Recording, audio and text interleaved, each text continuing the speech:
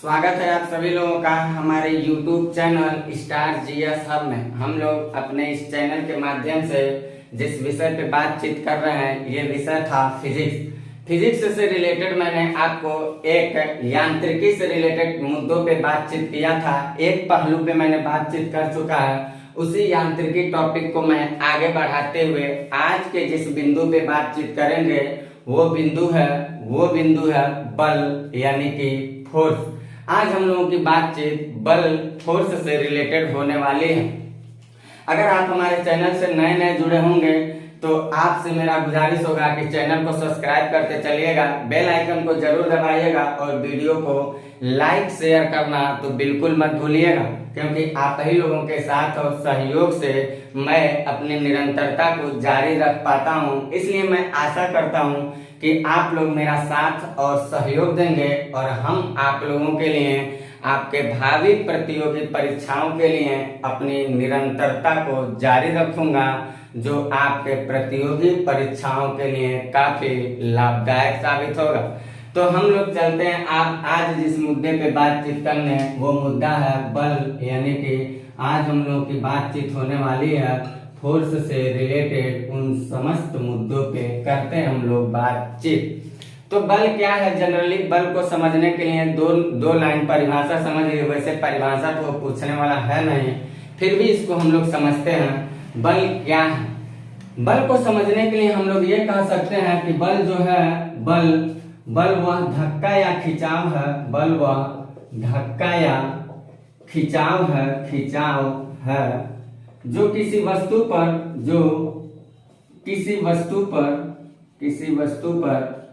आरोपित किया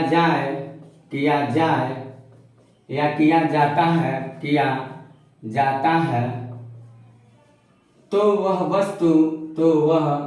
वस्तु गतिशील अपनी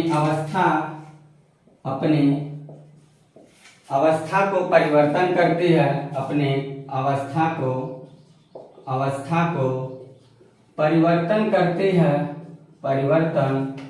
करती है या परिवर्तन करने की चेष्टा करती है। चेष्टा करती है।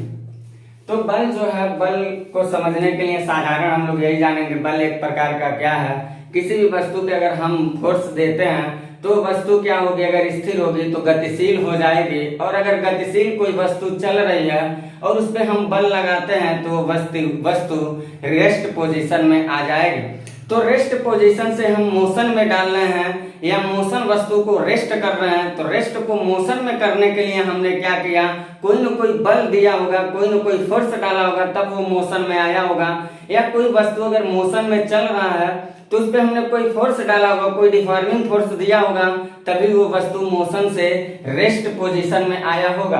तो मोशन से रेस्ट पोजीशन में जा रहा है या रेस्ट से मोशन पोजीशन में आ रहा है, इस परिस्थिति को लाने में बल की हम सहायता लेते हैं। तो बल जो होता है, इसको समझने के लिए हम लोग ये कह सकते हैं, बल को हम लोग F से रिप्रेजेंट कर रहे हैं, यानी कि F = m × a होता है। m जो है यहाँ पे F फोर्स है, m जो है मास है और a जो है वो एक्सीलरेशन है। यानी कि हम ये कह सकते हैं यहाँ पे F जो है, F = क्या है? बल है, फोर्स है। m = क्या है? मास है, यानी कि कह सकते हैं द्रव्यमान है। और a जो यहाँ पे है वो एक्सीलरेशन है, यानी कि त्वरण है।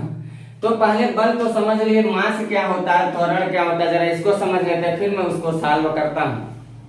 दुनिया की कोई भी चीज को बनाने में, गौर से समझिएगा, दुनिया की किसी भी चीज को बनाने में जितने सारे पदार्थ की मात्रा लगती है, उन समस्त पदार्थों का मात्रा का जो योग होता है वो मास कहलाता है। सपोज करिए इस वस्तु को बनाने में चाहे जितनी सारी चीजें लगी होंगी मार्कर को बनाने में, जब ये कंप्लीट बन गया है तो जितनी सारी चीजें इसमें लगी है, इन सारी चीजों के बनाने से, इन सारी चीजों के लगी हुई जो चीज है, ये पूरा इस मार्कर का मास कहलाएगा। पूरा इस मार्कर का क्या कहलाएगा? मास कहलाएगा। लेकिन इसको जिस ग्रेविटेशनल पावर से पृथ्वी अपनी तरफ खींचेगी या जिस ग्रेविटेशनल पावर से इसको खींचा जाता है वही ग्रेविटेशनल पावर इस मार्कर का क्या होगा, वेट कहलाएगा, इस मार्कर का भार कहलाएगा।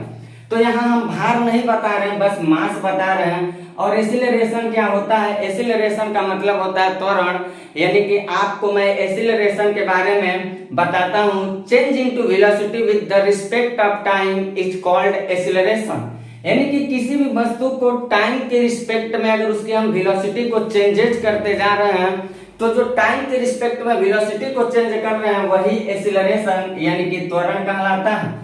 अब अगर मान लीजिए m तो कभी जीरो नहीं हो सकता है, क्योंकि इसको बनाने में हमने जितनी सारी चीज लगाए हैं, इसको दुनिया के किसी कोने में लेके जाएंगे ये यही रहेगा, ये चेंज होने वाला नहीं है, यही चीज रहेगा। चाहे इसको यहाँ से चंद्रमा पे पहुंचा दीजिए, चाहे इसको लेके ब्रह्मांड के किसी कोने में चले जाइए, ये मार्कर ही रहेगा, ये चेंज होने वाला नहीं है। लेकिन एसिलरेशन जो यहाँ है वो चेंजेज होता रहता है, एसिलरेशन चेंज होता है, जैसे वेट चेंज होता जाता है, क्योंकि ग्रेविटी जगह जगह पे चेंज होती है। तो जब ग्रेविटी चेंज होगी, और ग्रेविटी ही वेट कहलाता है, तो जब ग्रेविटी ही चेंज हो जाएगी तो जाहिर सी बात है वस्तु का वेट भी समय समय पे चेंज होता रहता है, जगह जगह की बात पड़ती है। लेकिन हम विशेष करके यहाँ ये कह रहे हैं कि मान लीजिए अगर हम a को जीरो कर लेते हैं, मान लीजिए अगर a को हम जीरो कर दिए, एसिलरेशन कुछ नहीं है, इसका मतलब क्या हुआ, इसका मतलब हम किसी वस्तु पे कितना फोर्स डाल रहे हैं। तो F इक्वल टू मान लीजिए m इंटू एसिलरेशन हमारा जीरो है, तो F इक्वल टू हम कह सकते हैं मास इंटू एसिलरेशन, यानी कि जीरो ही होगा, यानी कि बल जो होगा जीरो होगा। इसका सीधे सीधे मतलब ये निकल रहा है कि बल का एक्सीलरेशन जीरो का मतलब सीधे सीधे मतलब ये निकल रहा है कि या तो वस्तु रेस्ट पोजीशन में होगा, या तो वस्तु रेस्ट पोजीशन में होगा, या तो वस्तु एक समान गति से गतिशील होगा, एक समान गति से गतिशील होगा। अगर वस्तु समान गति से गतिशील है तो भी एक्सीलरेशन चेंज नहीं होगा, जीरो हो जाएगा। और अगर वस्तु रेस्ट पोजीशन में है तो भी एक्सीलरेशन जीरो हो जाएगा। और इन दोनों परिस्थितियों में जब एक्सीलरेशन जीरो होता है तो मास इंटू एक्सीलरेशन यानी कि टोटल वैल्यू ही जीरो हो जाएगा, यानी कि बल की वैल्यू जीरो आ जाएगी। तो इसके बाद हम लोग देखते हैं बल के कुछ प्रकार के बारे में, जरा हम लोग बातचीत करते हैं बल के प्रकार के बारे में। लेकिन बल के प्रकार के बारे में देखने से पहले हम बल का मात्रक तो भले आपको बता दिए हैं, लेकिन बल पढ़ा रहा हूं तो यहाँ भी आपको एक बार बता देता हूँ। अगर हम बात करें सीजीएस पद्धति की, तो जो सीजीएस पद्धति है इसमें बल का जो मात्रक होता है, बल का मात्रक होता है डाइन, बल का मात्रक होता है डाइन। सीजीएस पद्धति में बल का मात्रक क्या होता है, तो आप कहिएगा बल का मात्रक डाइन होता है। और अगर एक डाइन में हम पूछें एक डाइन इक्वल टू क्या होगा, तो कहिएगा 1 ग्राम। ये बात याद रखिएगा, एक डाइन इक्वल टू अगर पूछा जाए क्या होगा तो आप कहिएगा 1 ग्राम सेंटीमीटर प्रति मीटर स्क्वायर। ये बात आप याद रखिएगा, 1 ग्राम सेंटीमीटर प्रति सेकेंड, यहाँ सेकेंड लिखेगा प्रति सेकेंड स्क्वायर। तो ये बात आप याद रखिए। लेकिन ये सीजीएस पद्धति से रिलेटेड है। अगर हम बात करते हैं एमकेएस या एसआई पद्धति में बल का मात्रक क्या है, एमकेएस पद्धति या एसआई पद्धति में बल का मात्रक क्या है, तो आप कहिएगा एसआई पद्धति या एमकेएस पद्धति में बल का जो मात्रक होता है, बल का मात्रक होता है न्यूटन, वो बल का मात्रक होता है न्यूटन होता है, बल का मात्रक न्यूटन होता है। और अगर हम न्यूटन को ओपन करते हैं, अगर देखते हैं तो 1 न्यूटन इक्वल टू हमको क्या मिलेगा, 1 न्यूटन बराबर हमें क्या मिलेगा, तो 1 न्यूटन बराबर होता है 1 किलोग्राम मीटर पर सेकंड स्क्वायर। लेकिन ये क्यों हो रहा है ये भी मैं आपको बता देता हूँ, 1 किलोग्राम मीटर पर सेकंड स्क्वायर। अब देखिएगा, हमने अभी यहाँ बल के बारे में बताया आपको, मास बल इक्वल टू क्या होता है, force equal to mass into acceleration. ये बताइए सीजीएस पद्धति में मास का मात्रक क्या होता है, सीजीएस पद्धति में मास द्रव्यमान का मात्रक ग्राम होता है। और सीजीएस पद्धति में मास का जो मतलब होता है, यहाँ ध्यान दीजिएगा, मास का मतलब ग्राम होता है और एक्सीलरेशन का मतलब तो ऑलरेडी क्या होगा मीटर पर सेकंड स्क्वायर, यानी कि यहाँ पे होगा सीजीएस में सेंटीमीटर पर सेकंड स्क्वायर। अगर हम एसआई पद्धति की बात करें, एसआई पद्धति में मास का मात्रा क्या होता है, मास का मात्रा होता है किलोग्राम और एक्सीलरेशन का मात्रा क्या होता है मीटर पर सेकंड स्क्वायर। तो हम कहेंगे 1 न्यूटन इक्वल टू क्या होगा, एसआई पद्धति में कहेंगे 1 किलोग्राम मीटर पर सेकंड स्क्वायर। इस बात को आप याद रखिएगा, या दूसरे भाषा में हम कह सकते हैं 1 newton equal to 10 to the power 5 dyne होता है। ये बात आप बिल्कुल याद रखिएगा। अब हम आपको बताने चल रहे हैं बल के कुछ प्रकार के बारे में। अब हम आपसे बातचीत करते हैं बल के कुछ प्रकार के बारे में। तो पूरी यूनिवर्सल ताकत को आप ले लीजिए, मैं ब्रह्मांड की बात करता हूँ, पूरे ब्रह्मांड की बात करता हूँ। इस समस्त ब्रह्मांड में 4 तरह के बल होते हैं। इस पूरी ब्रह्मांड को अगर देखा जाए तो पूरी ब्रह्मांड में केवल 4 रूप में बल दिखाई देते हैं। तो ब्रह्मांड में जो 4 रूप के बल होते हैं वो कौन कौन से होते हैं, जरा उसको हम लोग देखते हैं। यानी कि हम कह सकते हैं कि पूरे ब्रह्मांड में 4 प्रकार के बल होते हैं, 4 प्रकार के बल होते हैं। वो 4 प्रकार के बल कौन कौन है? पहला जो बल होता है उसको हम लोग कहते हैं नाभिकीय बल, उसको हम लोग कहते हैं, अभी हम सारे बलों के बारे में बता रहा हूँ, नाभिकीय बल, या इसको एक भाषा में कहा जाता है प्रबल बल। दूसरा जो बल होता है उसको हम लोग कहते हैं चुंबकीय बल, या इसको हम लोग कहते हैं विद्युतीय बल कहते हैं। तीसरा जो होता है इसको हम लोग कहते हैं दुर्लभ बल, यानी कि कमजोर बल, दुर्लभ बल, या इसको हम लोग एक भाषा में और कहते हैं वांडरवाल बल बोलते हैं। और चौथा अगर कहें तो वो होता है गुरुत्वाकर्षण बल। पूरी ब्रह्मांड की अगर हम बात करें आपसे तो पूरे ब्रह्मांड में ये 4 प्रकार के बल हमको मिलते हैं। अब इन चारों प्रकार के बलों के बारे में मैं एक एक बल करके आपको बताता हूँ कि चारों प्रकार के बलों का क्या है रहस्य। तो पहले हम लोग बातचीत करते हैं नाभिकीय बल क्या होता है, फिर मैं आपको बताता हूँ चुंबकीय क्या होता है, वांडरवाल बल क्या होता है, और लास्ट में हम देखते हैं कि गुरुत्वाकर्षण बल क्या होता है। तो इतनी बातों का आप ले लीजिए स्क्रीनशॉट, फिर बढ़ते हैं हम लोग इसमें से एक एक करके बढ़ते हैं आगे। तो सबसे पहले इसमें हम लोग देखते हैं नाभिकीय बल के बारे में। सबसे पहले हम लोग बातचीत करेंगे नाभिकीय बल के बारे में। क्या होता है नाभिकीय बल? तो नाभिकीय बल को समझने के लिए हम लोगों को क्या करना पड़ेगा, जरा इसको समझिएगा।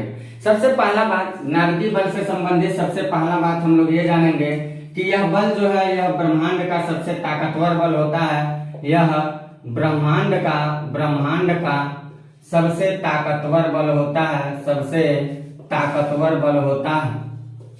ताकतवर बल होता है। एक बात जरा याद रखिएगा मेरा, अभी मैंने जितना 4 बल के बारे में आपको बताया है, एक बताया नाभिकीय बल, दूसरा मैंने बताया आपको चुंबकीय बल, तीसरा मैंने बताया वंडरवाल बल, और चौथा मैंने आपको बताया गुरुत्वाकर्षण बल। इन चारों बलों में सबसे शक्तिशाली बल जो होता है वो नाभिकीय बल होता है। इन चारों बलों में सबसे शक्तिशाली बल जो होता है वो नाभिकीय बल होता है। और इन चारों बलों में सबसे कमजोर और सबसे घटिया स्तर का जो बल होता है वो गुरुत्वाकर्षण बल होता है। ये बात आप बिल्कुल याद रखेंगे कि गुरुत्वाकर्षण बल ब्रह्मांड के उपस्थित चारों बलों में सबसे कमजोर बल होता है, और नाभिकीय बल ब्रह्मांड के चारों बलों में सबसे ताकतवर बल होता है। वैसे मैं आपको चारों को एक्सप्लेन करके अभी बता देता हूँ। तो नाभिकीय बल की सबसे पहली विशेषता है कि यह ब्रह्मांड का सबसे ताकतवर बल होता है। और इसकी दूसरी बात ये जानना है, इसकी खासियत ये है कि ये बल बहुत ज्यादा दूर तक काम नहीं करता है, ये बल बहुत ज्यादा दूर तक काम नहीं करता है, बहुत कम दूरी तक काम करता है, बहुत कम दूरी तक ही ये बल काम करता है। तो दूसरी बात इसका ये लिखना है कि यह बल बहुत कम दूरी तक काम करता है, यह बल बहुत कम दूरी तक काम करता है या कार्य करता है। ठीक, यानी कम दूरी तक ये बल लगता है। कितना दूरी तक लगेगा तो जरा उसको भी समझ लीजिएगा। मान लीजिए एक ऑब्जेक्ट यहाँ है और एक ऑब्जेक्ट यहाँ है, ये m1 है और ये m2 है, और इसके बीच की ये जो दूरी है ये r दूरी है। तो ये बल जो होगा, नाभिकीय बल तभी काम करेगा जब इन दोनों पिंडों को या दोनों कणों के बीच की जो दूरी होगी, दोनों पिंडों के या दोनों कणों के बीच की जो दूरी होगी वो 10 टू द पावर -15 मीटर होगी। 10 पे घाते -15 मीटर की दूरी तक ही ये बल काम करता है। 10 टू द पावर -15 मीटर की दूरी तक ही ये बल काम करता है। ये बात आप याद रखिएगा। और इसकी दूसरी सबसे बड़ी विशेषता आपको ये याद रखना है कि मान लीजिए कोई कण है यहाँ पे, तो इसके नाभिक के अंदर, इसके नाभिक में देखेंगे तो आपको न्यूट्रॉन मिलेगा और प्रोटॉन मिलेगा। इसके नाभिक में अगर हम बातचीत करते हैं तो हमको क्या क्या मिलेगा, एक मिलेगा न्यूट्रॉन और दूसरा मिलेगा प्रोटॉन। एक न्यूट्रॉन बड़ा कर देते हैं, इसको बड़ा कर देता हूं। इसको जरा देखिएगा आप। यहाँ मान लीजिए बड़ा एक गोला बनाता है, यहाँ न्यूट्रॉन होगा और प्रोटॉन होगा और इलेक्ट्रॉन इसके चारों तरफ मूव कर रहा है। तो न्यूट्रॉन के जो दो आयन होंगे, मान लीजिए न्यूट्रॉन को ये इसके दो आयन है प्लस और प्लस। ये प्लस और प्लस बलों के बीच में प्रतिकर्षण होता है, आकर्षण नहीं होता। लेकिन नाभिकीय बल एक ऐसा ब्रह्मांड की ताकत है, ऐसा बल है जो दो समान रूपों के प्रतिकर्षण वाले क्षेत्रों को आकर्षण करने की ताकत रखता है। यानी कि न्यूट्रॉन के दो समान आयन को क्या करेगा, जोड़ने की ताकत रखेगा। या हम ये कह सकते हैं कि न्यूट्रॉन और प्रोटॉन को जोड़ देगा, न्यूट्रॉन और प्रोटॉन दोनों को जोड़ने की ताकत रखेगा। यानी कि न्यूट्रॉन और प्रोटॉन को दोनों को जोड़ने की ताकत रखेगा। ये ब्रह्मांड का सबसे ताकतवर बल है, याद रखिएगा। बहुत कम दूरी तक काम करता है, 10 पे घाते -15 मीटर तक ही ये दूरी पे काम करता है। न्यूट्रॉन और प्रोटॉन नाभिक के अंदर पाए जो जाते हैं, उनके दो समान आयनों के बीच जो प्रतिकर्षण होता है, उस प्रतिकर्षण को ये क्या करता है, आकर्षण में कन्वर्ट कर देता है। या न्यूट्रॉन और प्रोटॉन को जोड़ने में सहायक जो होता है वो नाभिकीय बल होता है। इतनी बातों को आप याद रखिएगा। दूसरा हम लोग देखते हैं चुंबकीय बल के बारे में। चुंबकीय बल क्या होता है या विद्युतीय बल क्या होता है, इसके बारे में, विद्युतीय बल क्या होता है इसके बारे में जरा देखते हैं। तो नाभिकीय बल के बाद अगर ब्रह्मांड का दूसरा सबसे ताकतवर जो बल होता है वो चुंबकीय बल होता है। यानी कि यह ब्रह्मांड का दूसरा ताकतवर बल है, दूसरा ताकतवर बल है। पहली बात तो ये जानना है आपको। और ये क्या है, ये मध्यम दूरी तक काम करता है। यानी कि ये बहुत ज्यादा दूर तक भी काम नहीं करेगा और बहुत कम दूरी से भी ज्यादा दूर तक काम करेगा। यानी कि दूसरी बात ये जानना है यहाँ पे हम लोगों को कि यह मध्यम दूरी तक काम करता है, यह मध्यम दूरी तक कार्य करता है, मध्यम दूरी तक ये बल लगता है। तीसरी इसकी खास बात हम लोगों को ये जानना है कि यह बल तभी लगेगा, यह बल केवल चुंबक और आवेश, याद रखिएगा, यह बल केवल चुंबक और आवेश जैसे विशेष संरचनाओं में लगने वाला बल होता है। ये हर परिस्थिति में, हर जगह आपको ये बल नहीं मिलेगा। ये बल केवल आपको कहाँ मिलेगा, केवल चुंबकत्व जैसे क्षेत्र और आवेश जैसे क्षेत्रों के जैसे संरचनाओं के बीच में इस बल की मौजूदगी पाई जाती है। तो तीसरी बात इसकी प्रमुख आपको ये याद रखना है, तीसरी इसकी प्रमुख बात ये याद रखना है कि यह बल जो होता है, यह बल चुंबक और आवेश, चुंबक और आवेश। और याद रखिएगा आप लोग साथ साथ इसको पूरा नोटबुक बनाते चलिएगा, साथ साथ पूरी नोटबुक को बनाते चलिएगा। तो तीसरी बात लिखिएगा, यह बल जो होता है चुंबक और आवेश जैसे विशेष संरचनाओं में, चुंबक और आवेश जैसे विशेष संरचनाओं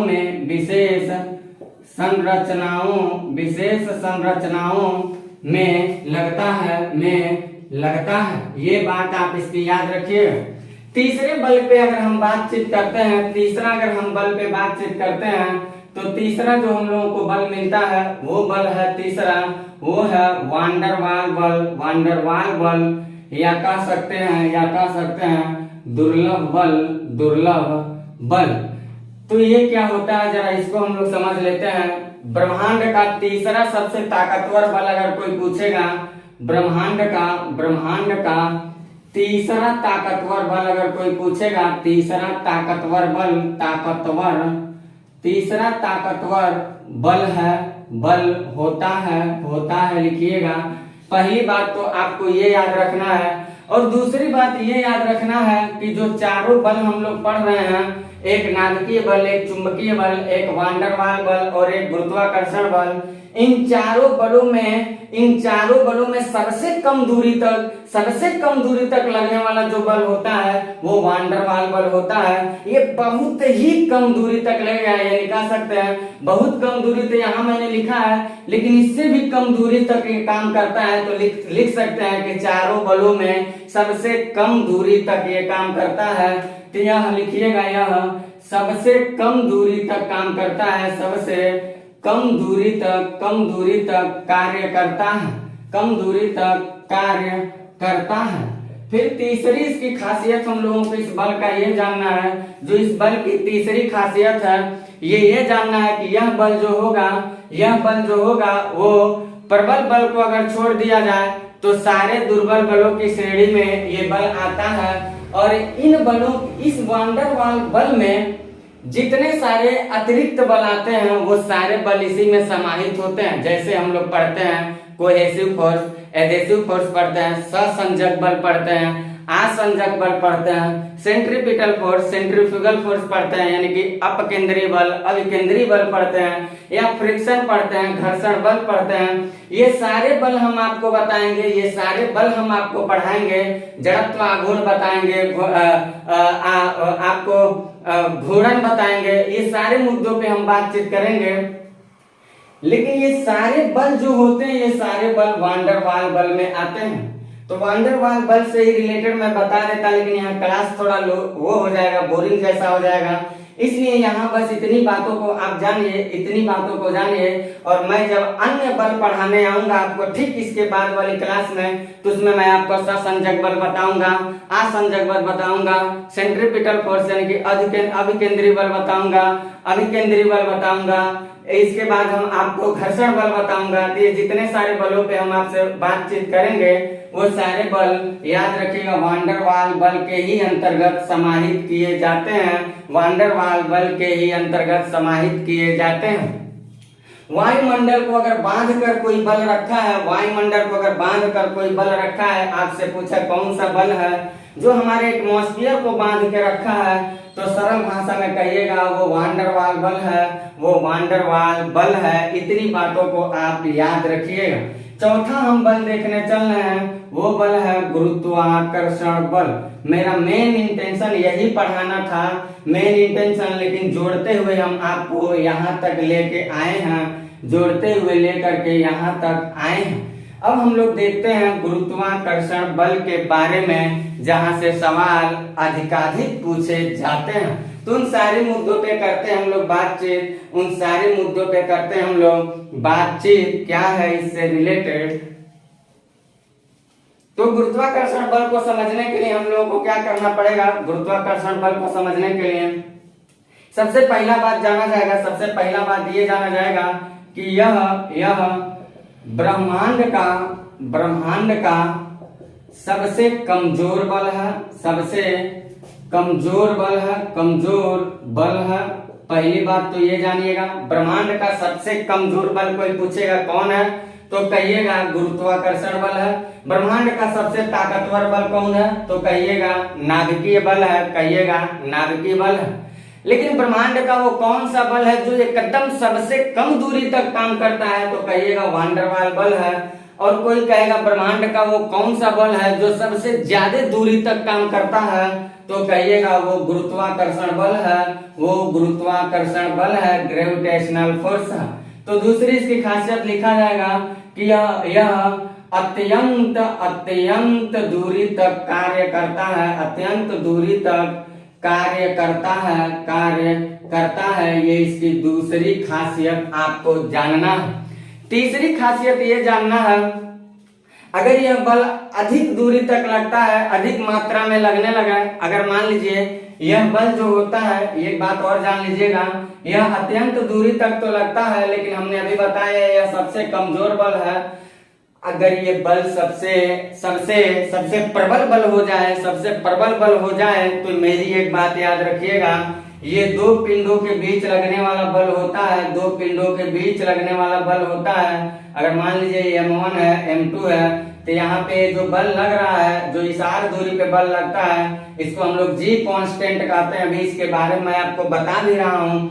और ये अगर बहुत ताकतवर हो जाए, तो दो चीजों को हम ये मार्कर और मार्कर के बीच में ये बल लग रहा है, मार्कर और मार्कर के बीच में लग रहा है, मार्कर और हमारे बीच में ये बल लग रहा है, यानी दुनिया के हर दो वस्तु के बीच में ये बल लगता है, लेकिन बड़े पिंडों के बीच में इसे महसूस किया जाता है।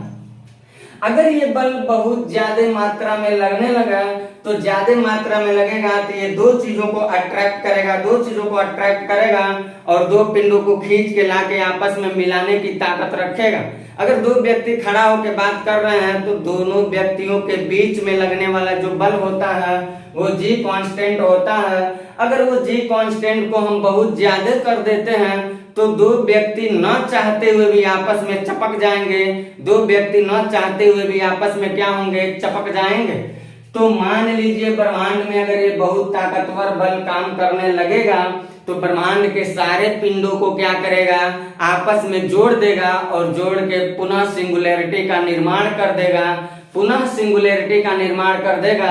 सिंगुलैरिटी क्या है? मैंने आपको भूगोल पढ़ाते समय बताया है, जहां से सृष्टि का उदय होता है, जहां से ब्रह्मांड का निर्माण होता है, यानी कि सिंगुलैरिटी ही कहीं ना कहीं था। मैंने आपको बताया था जो सिंगुलैरिटी की ही टेम्परेचर और बढ़ती गई, फ्रिक्शन होता गया, अचानक एनर्जी जनरेट हुआ और एनर्जी धीरे धीरे जनरेट होता गया, और हाई एनर्जी जब जनरेट हुआ तो ब्लास्ट किया। ब्लास्ट करने के बाद सारे ब्रह्मांड उत्पत्ति महाविस्फोटक पहलू को जो हम लोग पढ़ते हैं वो यही था, सिंगुलैरिटी ही कहीं न कहीं था।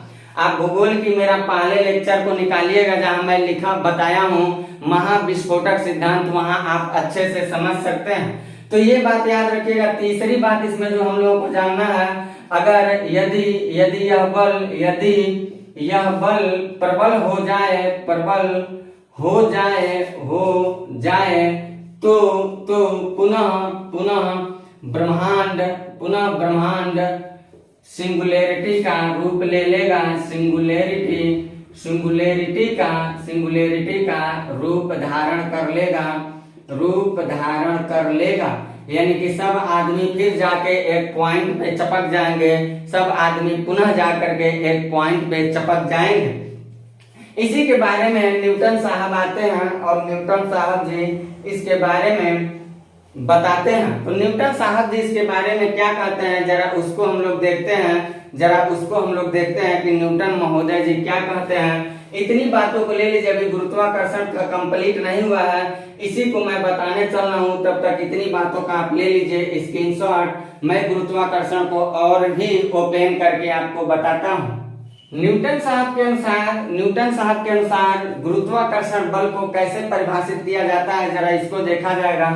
तो न्यूटन साहब ये कहते हैं कि ब्रह्मांड का कोई भी दो पिंड है, ब्रह्मांड का कोई भी दो कण है, वो परस्पर एक दूसरे को बल लगा के एक दूसरे को अपनी तरफ आकर्षित करता है, और जो आकर्षित करता है उसी को उन्होंने गुरुत्वाकर्षण का नाम दिया है। जैसे मान लीजिए एक पिंड यहाँ पर है और एक पिंड यहाँ पर है। ये पिंड है m1 और ये पिंड है m2।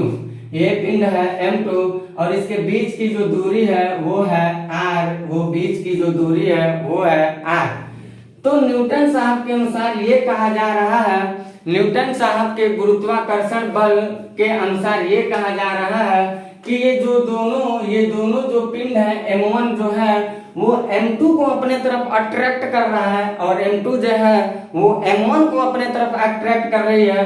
यानी कि जितनी फोर्स m2 m1 को लगा के खींच रहा है उतना ही फोर्स m1 m2 को खींचने में लगा रहा है और ये दोनों एक दूसरे के समान अनुपात में बल लगा रहे हैं। यानी कि न्यूटन साहब ये कह रहे हैं कि इन दोनों के बीच में जो फोर्स काम कर रहा है, इन दोनों के बीच में जो फोर्स काम कर रहा है वो इसके द्वारा जितना फोर्स इस पे लगाया जा रहा है उतना ही फोर्स इस पिंड के द्वारा इस पे लगाया जा रहा है। दोनों समान अनुपात में दूसरे को बल लगा करके खींच रहे हैं। और इसी को अगर देखा जाए यानी कि इसको हम लोग देखते हैं तो क्या हमको मिलेगा, दोनों पिंड जब एक दूसरे को समान अनुपात में खींच रहे हैं यानी कि F is directly proportional to, हम कह सकते हैं m1 into m2। F is directly proportional to m1 into m2 यानी कि F जो है बल जो है जितना m1 m2 को खींच रहा है उतना ही m2 m1 को खींच रहा है।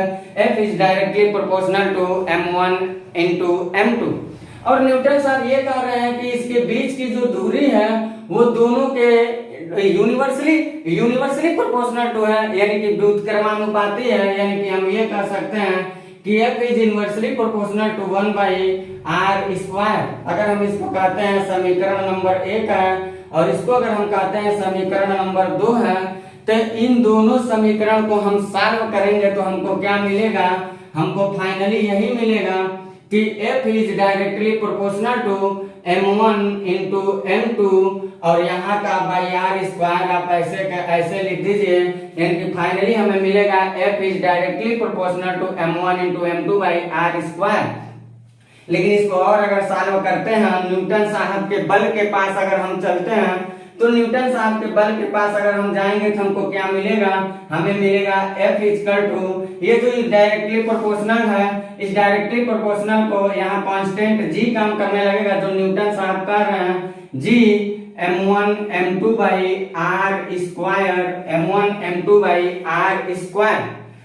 ये जो G है इस G का क्या उन्होंने मान दिया, न्यूटन साहब ने 2G के बारे में बताया है, 2G के बारे में बताया है। एक उन्होंने स्मॉल g की बात किया है जो चेंज होता रहता है, ये 9.8 होता है। और एक उन्होंने कांस्टेंट g के बारे में बताया है जिसकी वैल्यू 6.67 इंटू 10⁻11 होता है। और वो भी किसमें होता है, तो ये होता है न्यूटन मीटर स्क्वायर प्रति किलोग्राम स्क्वायर। ये कैसे आ रहा है जरा इसको देख लीजिए, ये कैसे मान यही आ रहा है, जरा इसको देख लेते हैं।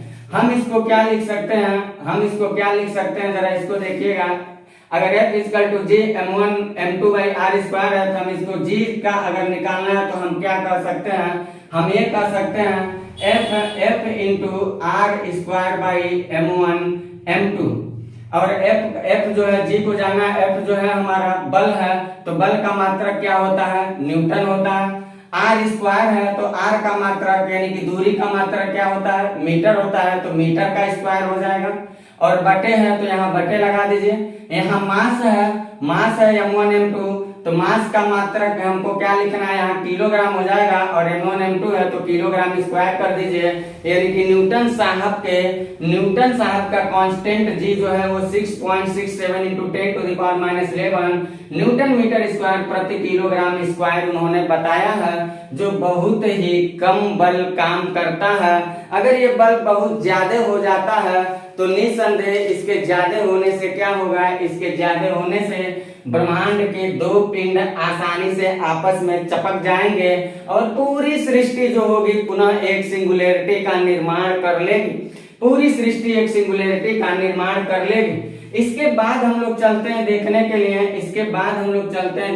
लिए, अगले मुद्दे को। अगला मुद्दा हम लोगों के पास क्या है, हम लोग देखते हैं गुरुत्वाकर्षण को तो हम लोगों ने देख लिया, लेकिन दूसरी बात जो आती है वो आती है गुरुत्वीय त्वरण क्या होता है, ग्रेविटी ऑफ द एक्सीलरेशन क्या होता है, या ग्रेविटेशनल एक्सीलरेशन क्या होता है। जरा उसके बारे में देखिएगा, ग्रेविटी ऑफ द एक्सीलरेशन क्या होता है, गुरुत्वीय त्वरण क्या होता है।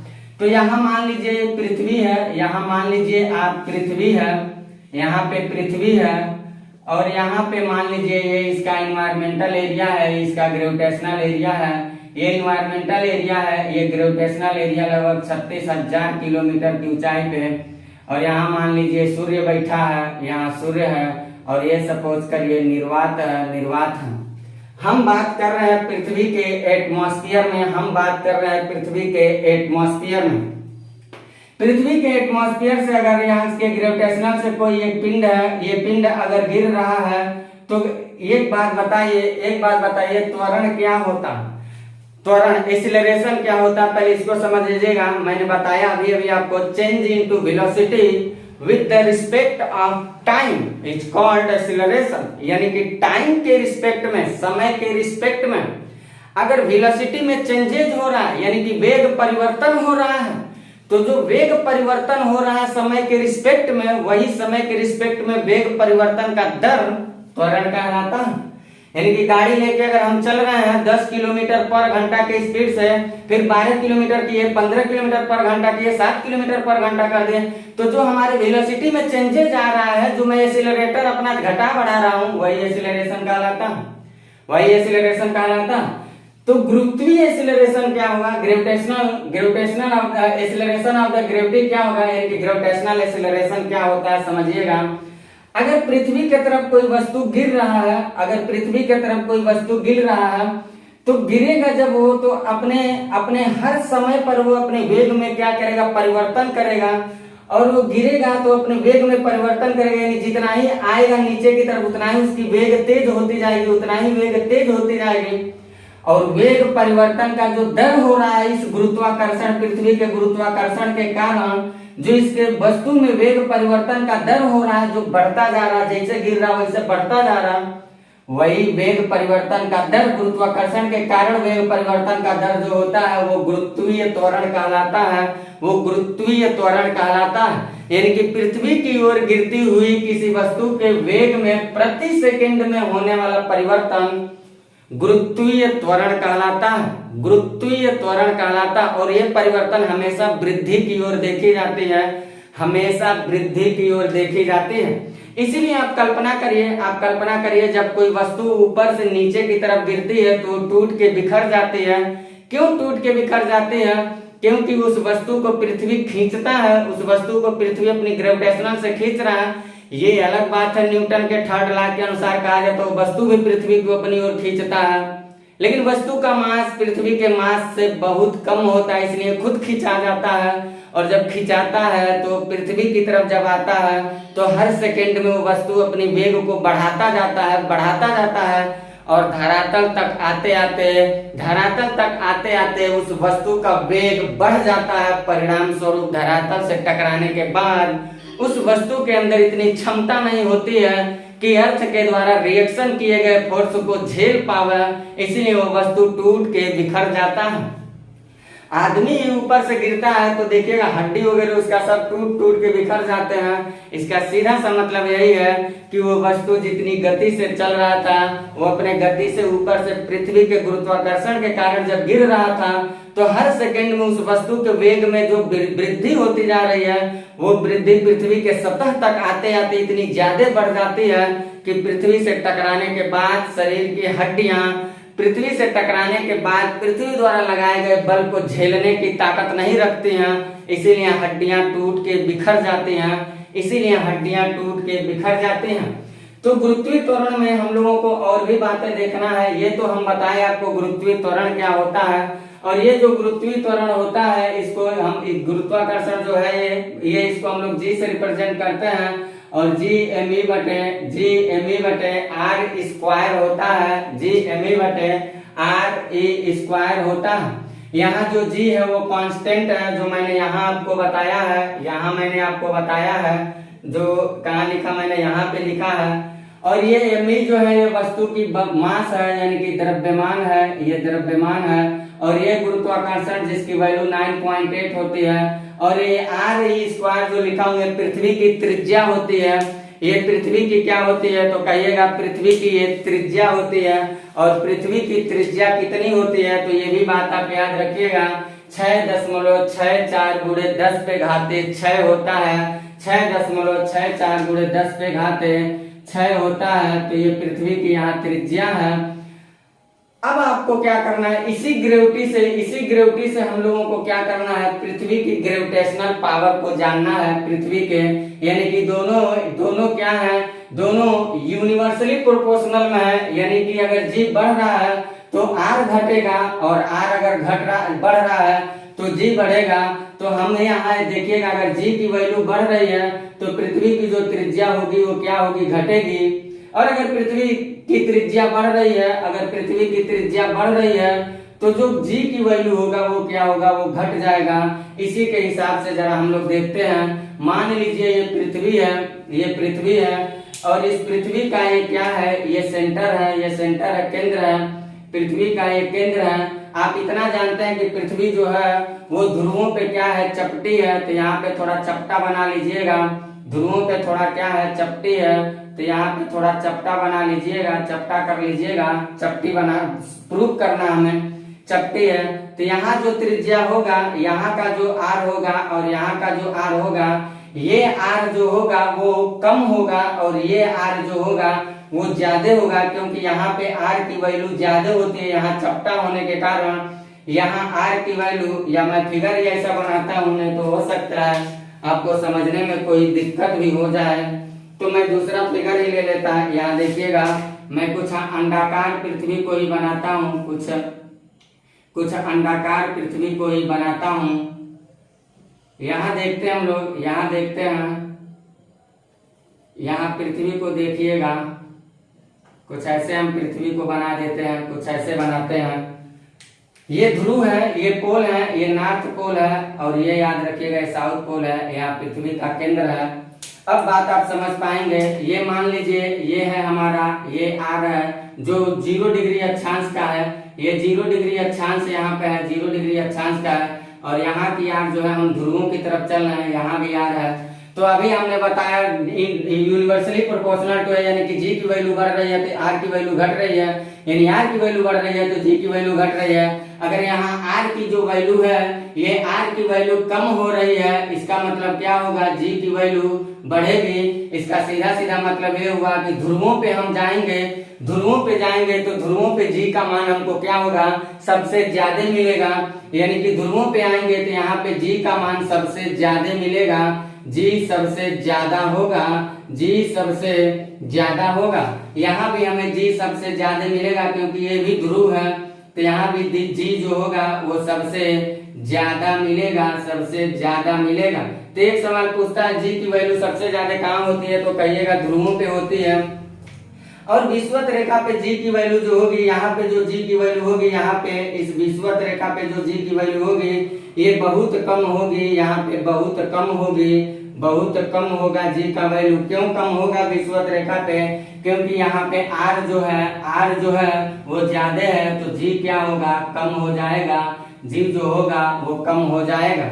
इसी पे मैं आपको कुछ और सॉल्व करने की बात बताता हूँ। जैसे सवाल अक्सर एग्जाम में पूछे जाते हैं कि जी की वैल्यू सबसे ज्यादा कहाँ होगी, तो आप लिखते चलिएगा भूमध्य रेखा पर जी की वैल्यू सबसे कम होती है। इस बात को लिख लीजिएगा कि भूमध्य रेखा पर जी की वैल्यू सबसे कम होती है। फिर दूसरी बात लिखिएगा कि ध्रुवों पर जी का वैल्यू सबसे ज्यादा होता है, ध्रुवों पे जी की वैल्यू सबसे ज्यादा होता है। तीसरी बात मैं आपको बताता हूँ, फिर उसको लिखिएगा। तीसरी बात मैं आपको बताता हूँ, फिर उसको आप लिखने की कोशिश करिएगा, और वो बात मैं यही बता देता हूँ। ये सारा नोट कर लीजिएगा, आप यही मैं बता देता हूँ। वो बात क्या है, तीसरी बात क्या है, जरा उसको देख लीजिएगा। मान लीजिए ये पृथ्वी है और हमने यहाँ आर हमारा ज्यादा था, और यहाँ पे आर जो था वो कम था।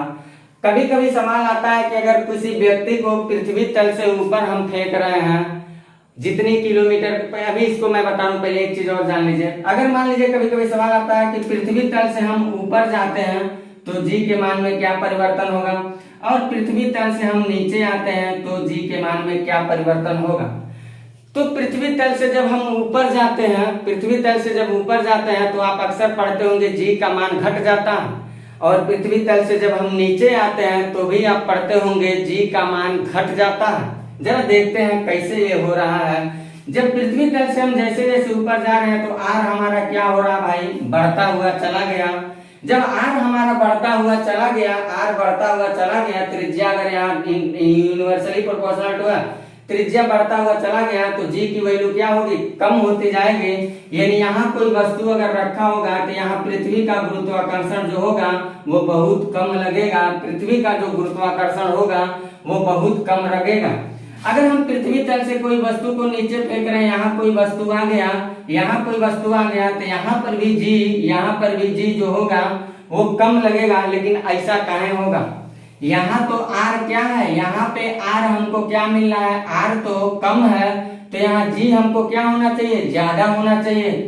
पृथ्वी तल से हम नीचे जा रहे हैं तो हमें जी की मान बढ़ना चाहिए, लेकिन जी की मान घट रहा है। जबकि यहाँ कहा गया है अगर आर ज्यादा होगा तो जी कम होगा, अगर आर कम होगा तो जी ज्यादा होगा। तो मान लीजिए यहाँ आर की वैल्यू कम हो गई तो गुरुत्वाकर्षण की वैल्यू ज्यादा होनी चाहिए, लेकिन पृथ्वी के नीचे हम जाते हैं तब भी हम लोग पढ़ते हैं कि जी का मान घट जाता है। ऐसा काहे हो रहा है, ऐसा क्यों होता है? तो एक बात याद रखिएगा, आर भले घट रहा है, आर यहाँ भले कम हो रहा है, लेकिन फिर भी जी का मान, आर को कम होने के बाद भी जी का मान कम हो रहा है। इसलिए हो रहा है क्योंकि ये वस्तु जब यहाँ आ गई तो याद रखिए इतना इसका द्रव्यमान भी तो कम हो गया पृथ्वी का, यानी इतना ही द्रव्यमान पे पृथ्वी काम करेगा।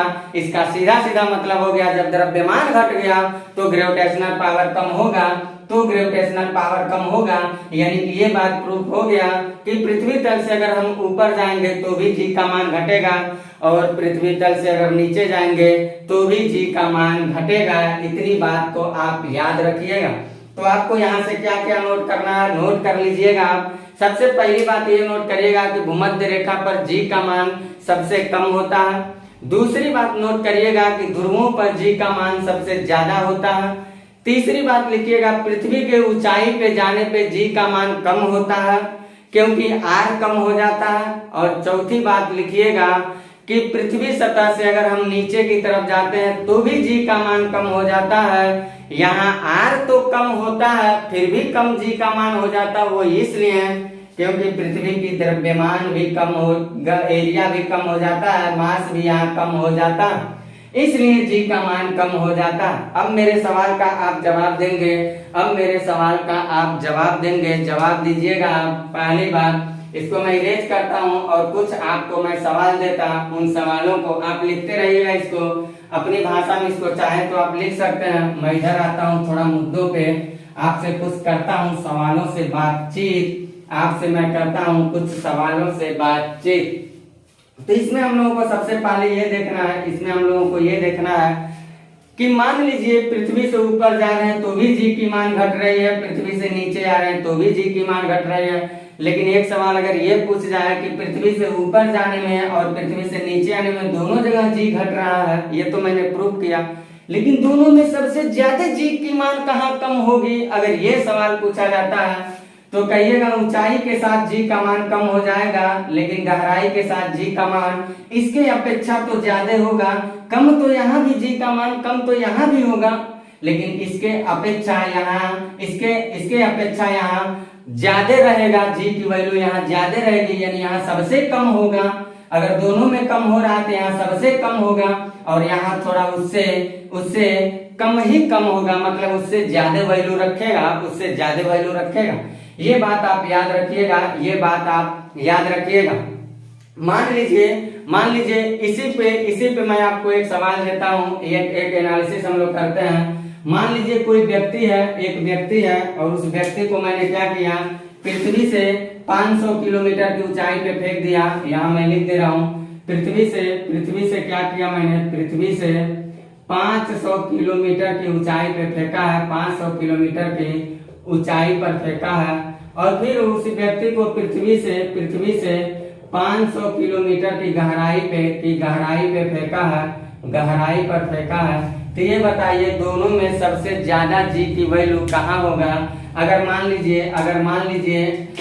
लीजिए ये पृथ्वी है और ये यहाँ से मैंने एक व्यक्ति को 500 किलोमीटर यहाँ फेंका है, यहाँ पे, और यहाँ से मान लीजिए 500 किलोमीटर यहाँ आ रहा है, गहराई में यहाँ आ रहा है। एक व्यक्ति को यहाँ फेंका, एक व्यक्ति को मैंने यहाँ फेंका है और एक व्यक्ति को यहाँ फेंक दिया। तो दोनों व्यक्ति में जी के मान में क्या परिवर्तन आएगा? जी के मान में क्या परिवर्तन आएगा? इसको मान लीजिए जी एक्स मान लीजिए, और यहाँ के जी को जी वाई मान लीजिए।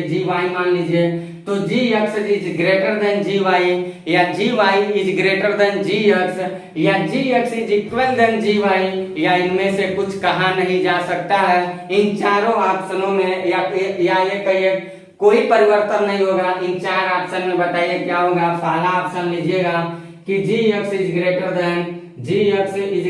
देन, यहाँ मैं ऑप्शन लिख देता हूँ, G X is greater than G Y. और फिर दूसरा ऑप्शन है G X is less than G Y. और तीसरा है G X is equal than G Y. और चौथा है कोई परिवर्तन नहीं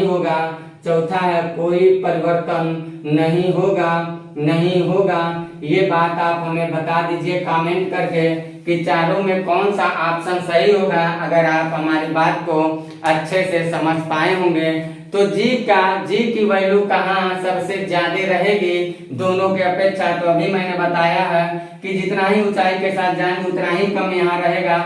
यहाँ भी कम होगा लेकिन यहाँ मास से कम हो रहा है, इसलिए यहाँ कितना भी कम होगा लेकिन इसके अपेक्षा क्या होगा? ज्यादा ही रहेगा।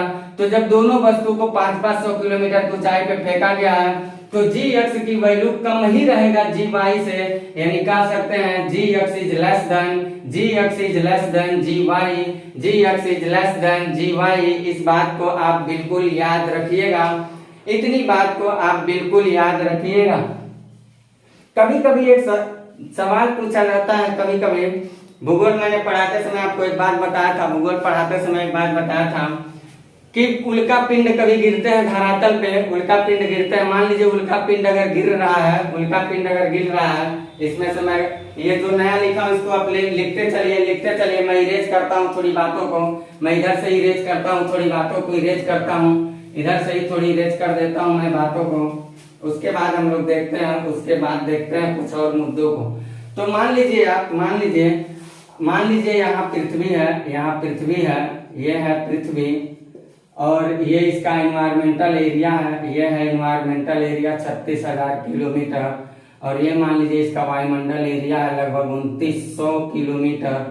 और यहाँ से मान लीजिए एक उल्का पिंड आ रहा था और ये धरातल पे आया और धरातल पे गिरा, गड्ढा नहीं किया, बल्कि यहाँ के कुछ भाग, धरती की कुछ भाग जो है वो क्या हो रही है? दब जा रही है। ये हिस्सा वही है, धंस नहीं रहा, बस गड्ढा नहीं हो रही है, हिस्सा थोड़ा इसे दब गया है।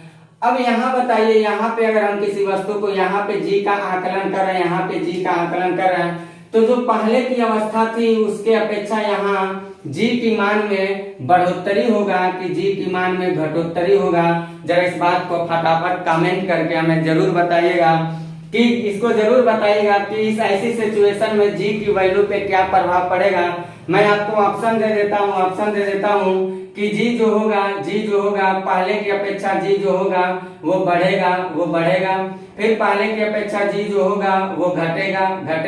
फिर तीसरा हम लिख दे रहे हैं कि कोई परिवर्तन नहीं होगा, या लिख देते हैं पहले की अपेक्षा, ये लिख लीजिए जी में कोई परिवर्तन नहीं होगा। और चौथा ऑप्शन मेरा ले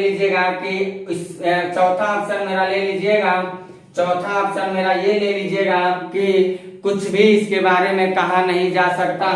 तो क्या होगा अगर कोई उल्का गर्त हमारे पृथ्वी पे गिर जाती है, चाहे कोई बड़ा सा पिंड हमारे धरती पे गिर जाता है और धरती का कुछ हिस्सा दब जाता है, तो वहां पे जी की वैल्यू पहले की अपेक्षा क्या होगा? तो याद रखिएगा केंद्र से हम जैसे आर हमारा बढ़ रहा है तो जी हमारा क्या हुआ, घट रहा है। तो यहाँ अगर चलेंगे, आर पहले यहाँ था, अब दूसरा आर हमें यहाँ मिल गया।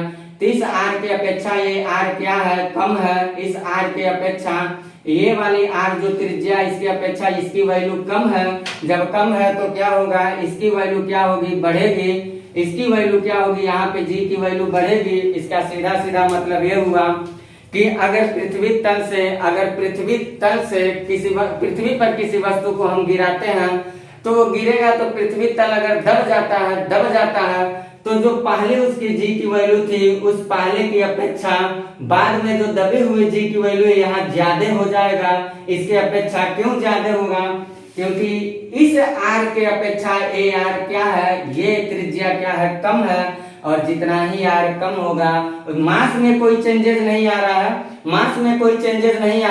अगर मास में चेंजेस आता तब जी में परिवर्तन होता, अगर मास में चेंजेस होता तब जी में परिवर्तन होता, लेकिन मास तो जितना था उतना ही है, मास में कोई परिवर्तन नहीं है। इसलिए यहाँ पे जी की वैल्यू क्या होगी, बढ़ेगी। इस बात को आप याद रखिएगा। अब हम आपको बताने चल रहे हैं पलायन वेग से संबंधित। अब इसी ग्रेविटेशनल से संबंधित एक और बात हम आपको बता देते हैं, और वो बात है इसका वेलोसिटी, वो है पलायन वेग। तो पलायन वेग से संबंधित बात मैं यही कर देता हूँ, आप लोग पूरी बातों को नोट करते हुए चलिएगा। मैं पलायन वेग से संबंधित सारे मुद्दों पे यहीं पे बातचीत आपसे कर लेता हूँ, यहीं पे मैं आपसे बातचीत पूरा कर लेता हूँ। इसका वेलोसिटी से रिलेटेड वो सारी मुद्दों पे मैं यही करता हूँ आपसे बातचीत। तो क्या है इसका वेलोसिटी, जरा इसको देख लेते हैं। क्या है इसका वेलोसिटी, पलायन वेग। अगला हेडिंग हम लोगों का रहेगा पलायन वेग, या कह सकते हैं इसका वेलोसिटी।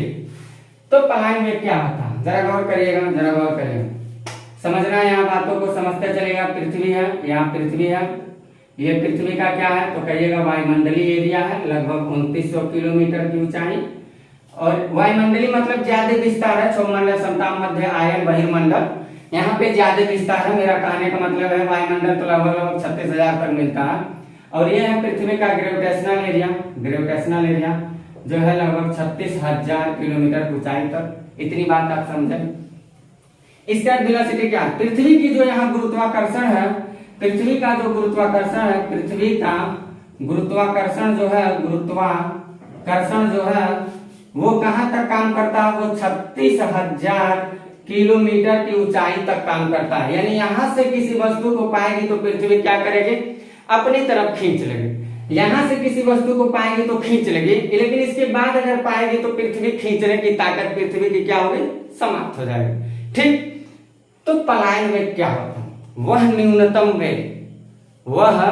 न्यूनतम वेग जो पृथ्वी की सतह से ऊपर की ओर फेंके जाने पर, वह न्यूनतम वेग जो पृथ्वी की सतह से ऊपर की ओर फेंके जाने पर वह पृथ्वी के गुरुत्वीय क्षेत्र को पार कर जाता है और पुनः वापस लौट के नहीं आता है, उसी वेग को पलायन वेग कहते हैं। यानी कम से कम वह कितना, कौन सा वेग है जिस वेग से हम यहाँ पृथ्वी से किसी चीज को फेंक रहे हैं तो वस्तु सीधे पृथ्वी की इस ग्रेविटेशनल को पार करके यहाँ आ जाएगा और दोबारा वो धरती पे नहीं आएगा। अगर यहाँ आ गया तो दोबारा नहीं आएगा, वो कौन सा वेग है ये पूछा जा रहा है। तो पलायन वेग को निकालने के लिए एक फार्मूला आता है √2gr। इसको अगर आप सॉल्व करेंगे, अंडर रूट में अगर सॉल्व करेंगे 2 इंटू ये करेंगे 9.8 इंटू, और r का मान मैंने आपको पहले ही पृथ्वी की त्रिज्या का बता दिया है 6.64 इंटू 10⁶ होता है। अगर इसको आप सॉल्व करेंगे तो सॉल्व करके आपको, मैं सॉल्व नहीं कर रहा हूँ, आप कर लीजिएगा, पूरा अंडर रूट में है, इसको कर लीजिएगा, इसको ऐसे कर लीजिएगा। किधर जगह है, इधर मैं बता देता हूँ, इसको कैसे सॉल्व करिएगा। अंडर रूट में है ये, तो इसको 2 इंटू कितना है 9.8 इंटू 6.4 इंटू 10⁶ है। तो इसको आप ऐसे कर लीजिएगा, अंडर रूट में ही 2 इंटू 98/10 कर सकते हैं इसको। इंटू इसको हम कर सकते हैं 64/10 इंटू इसको ऐसे रहने दीजिए। फिर रूट में ही आप क्या कर सकते हैं 2 इंटू इसको हम लिख सकते हैं 2 इंटू 49 49 दूनी 98 बटे 10 यहाँ 10 है ये है। और इसको क्या कर सकते हैं हम 8 इंटू 8 8 अठाई 64 हो जाएगा बटे 10 और यहाँ पे 10⁻6 को ऐसे रहने दीजिए। फिर आप ऐसे सॉल्व करते हुए जब चलेंगे तो यहाँ इसको 2 को निकाल देंगे, रूट से बाहर 2 आ जाएगा, यहाँ से निकालेंगे 7 ले लीजिए, ये दोनों 8 से 1 ले लीजिए और यहाँ 10⁻3 ले लीजिए और इसका जब गुणा भाग करेंगे इसका जब गुणा भाग करेंगे तो फाइनली आपको मिलेगा 11.2 किलोमीटर पर सेकेंड। यानी कि पृथ्वी से किसी वस्तु को 11.2 किलोमीटर पर सेकेंड से हम फेंकते हैं। 1 सेकंड में 11 किलोमीटर 200 मीटर यानी कि 11.2 किलोमीटर अगर 1 सेकंड में पृथ्वी से किसी वस्तु को हम ऊपर फेंकते हैं तो वस्तु पृथ्वी की गुरुत्वीय एरिया को पार करके यहाँ आ जाएगी और वो वस्तु दोबारा पृथ्वी पे आने की ताकत नहीं रखेगी, वो सीधे वस्तु अंतरिक्ष में जाके टहलने लगेगी। तो यहाँ पे हम लोग जब हम आपको स्पेस टेक्नोलॉजी पढ़ाने आऊंगा तो स्पेस टेक्नोलॉजी में यहाँ पे हम बताऊंगा आपको 3 ऑर्बिट के बारे में। एक मैं आपको बताऊंगा लियो, एक बताऊंगा मियो, एक बताऊंगा जियो।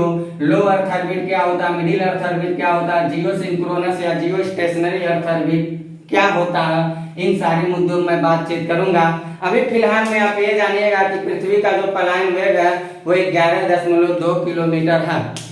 दूसरी बात यह जानिएगा कि पलायन वेग जो होता है वो पिंड के द्रव्यमान पर निर्भर नहीं करता, कभी कभी दे देता है सवाल। यहाँ से आप 500 किलो का एक वस्तु लेके फेंकिए, 500 किलोग्राम के एक वस्तु को और एक 100 किलोग्राम के वस्तु को और दोनों का इसका वेलोसिटी के साथ फेंकिए यानी कि दोनों के 11.2 किलोमीटर पर सेकेंड के स्पीड से फेंकिए। तो ये बताइए दोनों में सबसे पहले यहाँ कौन पहुंचेगा? तो याद रखिएगा दोनों बराबर पहुंचेंगे। कैसे पहुंचेंगे? भले इसका मास ज्यादा हो लेकिन दोनों को एक समान चाल से हम भेज रहे हैं, दोनों के एक समान चाल से भेज रहे हैं तो दोनों एक समान गति से यहाँ आके पहुंचेंगे। इसका मतलब मैं बस ये कहना चाह रहा हूँ कि पृथ्वी के ग्रेविटेशनल एरिया को पार करने के लिए जब हम किसी वस्तु को एस्केप वेलोसिटी के अनुसार फेंकते हैं तो उसके मास पे निर्भर नहीं करता है, उसकी वेलोसिटी पे निर्भर करता है, वस्तु की वेलोसिटी पे निर्भर करता है, न कि वस्तु के मास पर निर्भर करता है। चाहे वो 500 किलो का वस्तु हो चाहे 5 किलो का वस्तु हो, दोनों को हम समान वेलोसिटी से अगर फेंक रहे हैं तो दोनों वस्तु समान रूप से जाके एक ही साथ पहुंचेंगे, कोई आगे कोई पीछे नहीं जाएगा। इस बात को आप याद रखिएगा। चंद्रमा जो होता है वो चंद्रमा का इसका वेलोसिटी जरा लिख लीजिएगा। चंद्रमा का जो पलायन वेग होता है वो होता है 2.4 किलोमीटर पर सेकेंड। 2.4 किलोमीटर पर सेकेंड चंद्रमा का पलायन वेग होता है। ये उसके नीचे लिखते चलिएगा। जैसे जैसे मैं बोलते चल रहा हूँ वैसे वैसे अपने नीचे नोटबुक आप बनाते चलिएगा, वैसे वैसे नोटबुक नीचे बनाते चलिएगा। चंद्रमा का पलायन वेग 2.4 किलोमीटर पर सेकंड है। एक बात याद रखिएगा साहब, एक बात याद रखिएगा, किसी भी पिंड के अंदर एटमॉस्फेयर है वो इस बात पे निर्भर करता है कि उसके एटमॉस्फेयर द्वारा लगाया गया जो फोर्स है उसकी ग्रेविटेशनल पावर द्वारा लगाया गया फोर्स से ज्यादा है कि कम है। अगर मान लीजिए धरती की जो एस्केप वेलोसिटी है 11.2 किलोमीटर पर सेकेंड, अगर यहाँ के हमारे पृथ्वी के अंदर जो एटमॉस्फेयर है वो 12 किलोमीटर पर सेकेंड का हो, 12 किलोमीटर पर सेकेंड का हो तो जाहिर सी बात हमारे ग्रेविटेशनल पावर को तोड़ के सारी हवाएं हमारे पृथ्वी से उड़ के कहाँ चली जाएंगी? अंतरिक्ष में चली जाएंगी। पृथ्वी पे वायुमंडल नहीं रहेगा, यानी कि पृथ्वी पर जीवन संभव नहीं हो पाएगा। अगर किसी ग्रह के पास एटमॉस्फेयर है तो वो इस बात पे निर्भर करता है कि उस पिंड का एस्केप वेलोसिटी ज्यादा है उस पिंड के वायुमंडल के लगाए गए बल के द्वारा। यानी हमारी पृथ्वी का वायुमंडल जितना बल लगाता है उससे ज्यादा हमारी पृथ्वी वायुमंडल को खींचने की ताकत रखती है। इसीलिए खींच के पृथ्वी हमारे वायुमंडल को क्या की है? बांधी हुई है और लेकर के अपने साथ नाच रही है। इस बात को याद रखिएगा।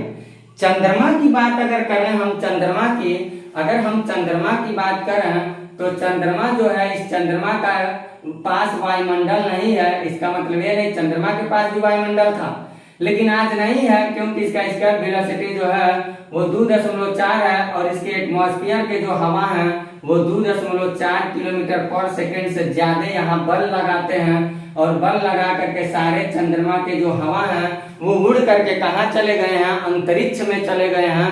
इसीलिए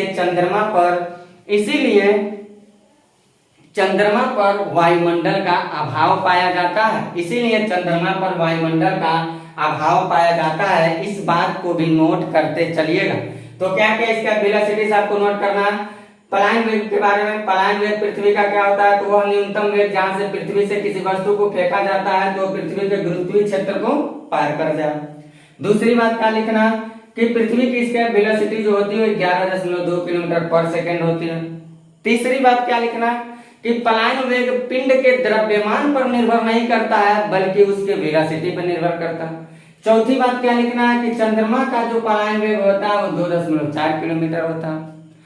पांचवी बात आपको ये लिखना है, सारा वीडियो रोक रोक के आप लिखते रहेगा नोटबुक में। पांचवी बात आपको ये लिखना है कि किसी भी पिंड पे वायुमंडल है या नहीं है वो इस बात पे निर्भर करता है कि उस पिंड का स्क्वायर वेलोसिटी कितना ज्यादा है।